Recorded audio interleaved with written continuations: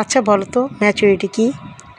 আমার কাছে তো মনে হয় ম্যাচুরিটি হচ্ছে তুমি যখন বুঝতে পারো মানুষের সাথে কথা বলা মানে কিছু না কিছু অশান্তি, ঝগড়াঝাটির সৃষ্টি হয়।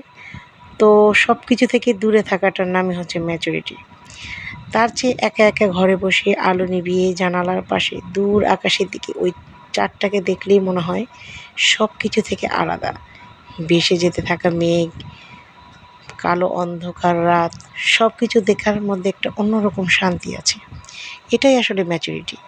কারণ কি এখন বর্তমানে কারোর সাথে কথা বলাটা একেবারেই বোকামি আমি মনে করি। কেউ কারো কথাকে আমানত হিসেবে রাখে না।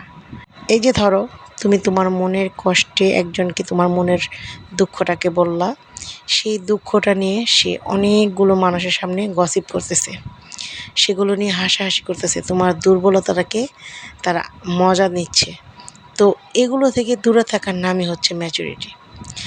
আচ্ছা, ম্যাচুরিটির সঙ্গে কিন্তু অনেকভাবে দেওয়া যায়। তো আমার কাছে এই জিনিসটাই মনে হলো, তাই আমি তোমাদের সাথে এটা আলাপ করলাম।